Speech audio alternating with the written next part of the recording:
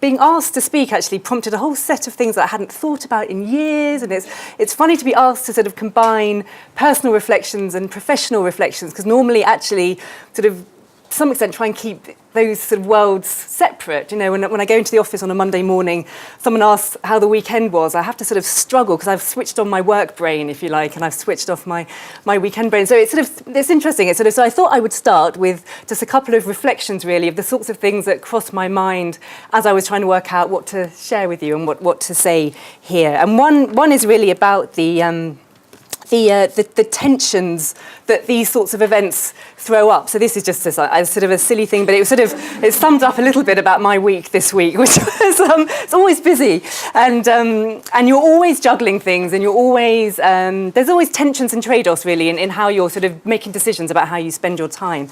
And one of my reflections on that was, I think, in terms of sort of careers and how to spend your life, one of the things I think that I come back to is trying to be as clear as you can about the big goals in life, the stuff that you really care about, the stuff that you want to do, that you hold very close to your heart, and keeping those long-term goals in mind and trying your best to keep your everyday decisions as aligned with those big goals as you possibly can. And it doesn't always work, but the more that you can align them, I think the happier you'll be. And so that was one of my first reflections.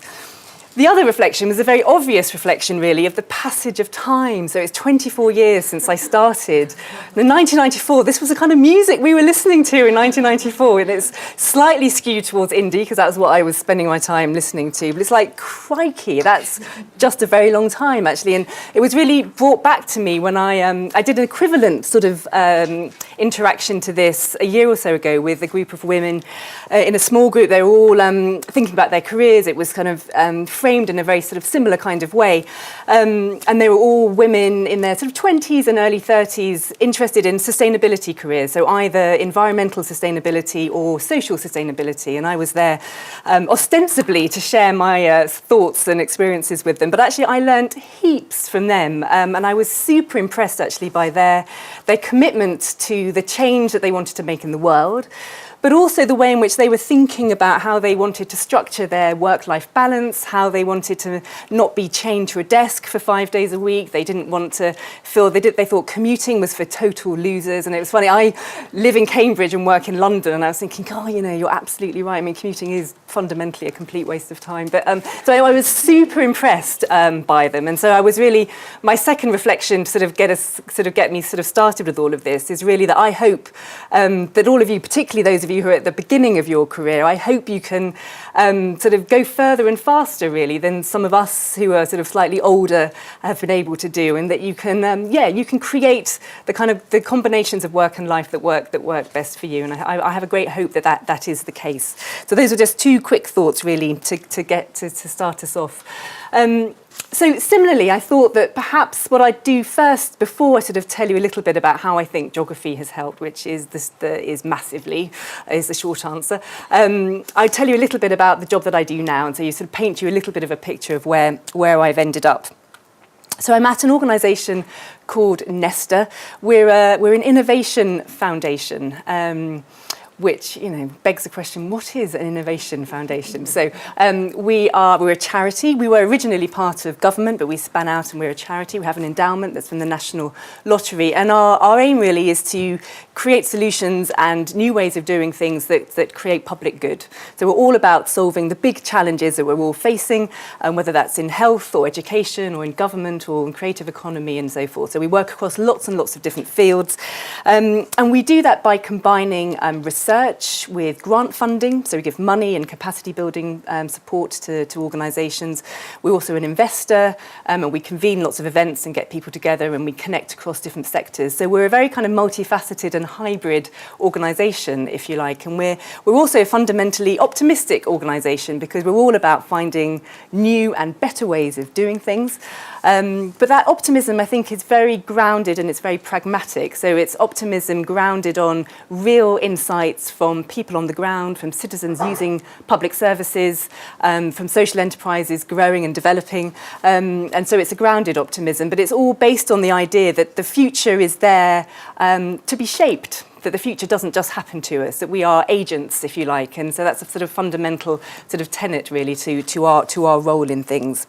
And so what we do is we support innovations through all the different kind of stages of innovation. So this is really just a little illustration of, if you like, some of the stages that innovations go through, starting from the stage one, the sort of the new insight, the new idea, or the new sort of reflection that prompts a new solution, and then finding ways in which those imaginative ideas can be turned into solutions that can be tested, prototyped, developed, and then scaled if they're successful. And then the idea is that over time, combinations of innovations can come together and you can get shifts in systems. And so it's that sort of innovation journey, if you like, that we try and kind of support the organisations that we work with on. So I kind of came out of a geography degree and was a die-hard generalist for many, many years, worked in government, worked on a whole range of different things. And I think the world actually also needs more generalists. Obviously, not everybody can be a generalist, but there is a role to be played by good generalists. And I've fallen into sort of more of a health role since I've joined Nesta. So the health work that we're doing is to try and create a more people-powered version of the health system that we have now. So it's all about us all as citizens having the knowledge and the confidence and the control to be more in control of our health and more motivated to live healthier lives, and supporting staff to do that as well. So, and we're also interested in sort of using new digital tools to create data in ways that means that our health system is better at learning and responding to new insight and new data. So a few quick examples of that is that we've done some research recently on, well, what can we learn from social movements in health? So big social movements that have really shifted things over time, things like the mental health movement, HIV/AIDS, disability, and what can we learn in terms of the experiences of those movements in terms of how we can affect change as citizens going forward. A second example is we're very interested in the role of peer support in health. So if I have diabetes and I'm connected to somebody else with diabetes, actually that relationship can be very important in terms of a form of emotional as well as practical support to help me live better with my diabetes. So peer support is another big thing, part of what we do. And then on the digital side, we're interested in things like, well, you know, on our smartphones, we've been supporting a small organisation that's developing an app that uses the accelerometer that's embedded in all smartphones to help people with Parkinson's to track their tremors. And are there any relationships between when they take their medication and when their tremors get worse? And so it's that combination, if you like, of people power and digital and data that we're particularly interested in. And so that's all I really wanted to say in terms of giving you a picture of what I'm doing now. So the rest of it is really just a few reflections really on the relationship, if you like, between doing a geography degree here and the sorts of things that I've been doing in my career. And I think the things that I'm going to be saying in terms of geography, I wouldn't necessarily argue that they're unique to geography, but I would definitely argue that they are a strength of geography. And so I think the first way in which I sort of bring and use geography in the job that I do now is the way in which I use different forms of knowledge. And I think what geography gave me was definitely a respect for different forms of knowledge. So, you know, at any one time, my team could be, well, they are working on big data. So we've got a big program at the moment with a big US foundation, and we're going to be developing web scraping and machine learning capabilities to understand more about where health innovations are emerging from and what they look like and what some of their characteristics are like. But at the same time, my team's also using ethnography with a small social enterprise that we're supporting as a grant funder, and they're trying to work out, they're connecting sort of people that want to befriend and older isolated people who are feeling lonely, and they're trying to connect those two sort of communities together, and they're doing some ethnography to really understand, well, what do older people actually want and what do younger people want in terms of those interactions and those moments of sort of friendship and intergenerational connection. So if you see, you know, we span all of those different forms of knowledge, and they all have a really important role to play. I think the second reflection on sort of how geography and how I use geography in my role now is really it reinforces the extent that for any one given issue, there's multiple perspectives on that issue, and I think that's something that's very important. It's very important when you're working on social policy, so in health, you know, a health issue from the perspective of a clinician is very, very different from the perspective of a charity, or indeed from the perspective of somebody who's been recently diagnosed and is feeling completely overwhelmed. And it's being able to make the connections between those different perspectives and triangulate between them, I think, which is a strength that sort of geography sets you up very well to do. I think I also bring if you like, a social science perspective to health. Now, understandably, health is dominated by a biomedical mindset and culture and approach. And I think health has a lot to learn and a lot to benefit from a more social science way of understanding health. So health is social as much as it is biomedical, arguably, not least in terms of the determinants of health, but also in terms of understanding health institutions as being socially constructed things. They haven't been there forever. We've created them, we can change them. And even in terms of how we understand how change happens, again, change from a kind of a sort of mainstream health perspective is understood as being just a series of kind of technical changes, a set of protocols and guidance. But actually, if you come from a kind of more social science or even kind of geography, sociology perspective, you'll understand that change is also a social process, that actually it happens through networks of people, it happens through behaviour change. And so it's being able to bring that perspective, if you like, to health, which I think is a big sort of part of what we do in sort of the work that I do at the moment. But I think it goes a little bit further than that, actually, in terms of what I bring, I think, from geography into my job. And I'm going to use the phrase, in inverted commas, critical social science. So I use it in inverted apostrophes because I'm using critical social science. I'm looking at Colin and Patricia in a lay sense. So just my interpretation, if you like, of what I believe I've taken from really being immersed in kind of social theory and kind of critical thinking and thought during my degree. And I think how I bring it into my work, and this is not just at Nesta but throughout my career really, is firstly in terms of always interrogating assumptions. So who's asking the question, in what context was the question asked, or this model, what context was this model developed, on what basis is somebody arguing something, and those sort of, if you like, those sort of wider questions I think are very, very, very important. And I think geography sets you up extremely well to come at things from that perspective. I remember, I think it was I think it was a first year discussion I had with friends rather than a final year discussion. But I remember my flatmates were sort of PPEists, and I remember having a discussion about what I was learning in geography and what they were learning in economics.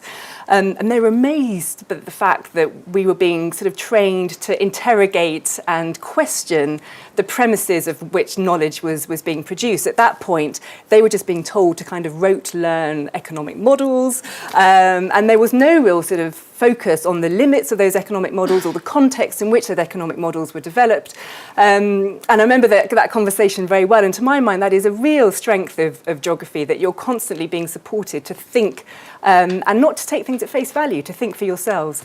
And we do this, and obviously it's core to the sort of innovation work that I now do, that you never take things at face value. So, and a quick example is that if you think about sort of social care, and obviously people at some point sometimes need additional support to help them live in their everyday lives, and that sometimes ends up them spending time in institutional care, in care homes and in nursing homes.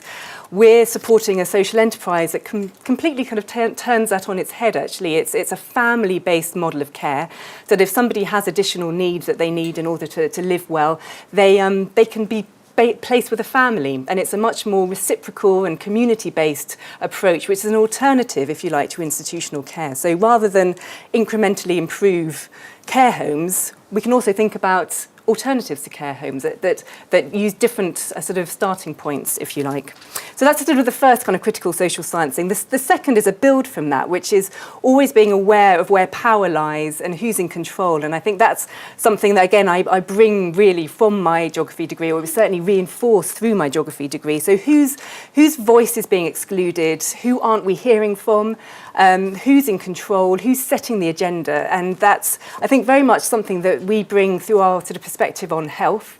So lots of our work around sort of people-powered health is actually about rebalancing and sharing power differently so that citizens don't feel like clinicians are just telling them what to do, but they're actually citizens are there, they're valued, they're part of the decision-making over their own health, and they're not being done to, they're active agents in it. So if you like, that sort of, that awareness of power and that sort of wanting sort of to reset where power relations are is, I think, something that I've definitely brought from my geography degree. So, a couple more thoughts before I finish. So I haven't sort of given you a sort of a sketch of my whole career, but the kind of the 10-second version is that straight after Oxford, I actually went into development and international development. I spent time in Pakistan and South Africa, and was about to start a PhD, actually, was in the process of setting it up. And then while I was in Pakistan and sort of spending a lot of time with people that were working in the UN, heard about something called an MPA, a Masters in Public Administration. I'd never heard about it before, but ended up going to Harvard and spending 2 years doing an MPA, which was fantastic, very good vocational training, and also an amazing community of people. So I was in class with people that went on to establish and found Avaz, the kind of the online campaigning organisation. So it's an amazing kind of community to be part of. After that, I sort of came back and joined government. So I worked in national government and local government. And so completely to echo what we've already heard, very much a sort of a sense of evolving career, not a sense of sort of one thing throughout the whole thing. It's. I think my career has been united by a sense of always having that kind of that sort of purpose and kind of public value, having a sort of strategic role, and trying to make a difference. And so, last thoughts really, just to end with, is if I was kind of imagining myself back into your seats, if you like. I think firstly is to hold on to what's important to you, and then go with your gut instinct. Those things are really important, so don't let them go. And as I said at the beginning, then try your best to align your next decision with those big goals. And it doesn't always work, but just and do stuff that you enjoy and that you're good at. I think almost that's the sort of recipe for success. If you're good at something and you enjoy it, chances are you're gonna fly with it.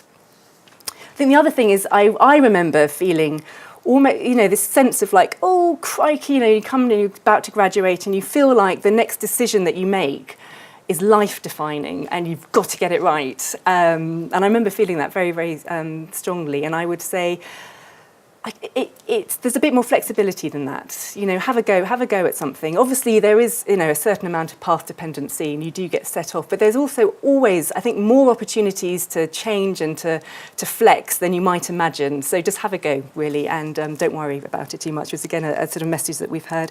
Be kind to yourself and connect to others.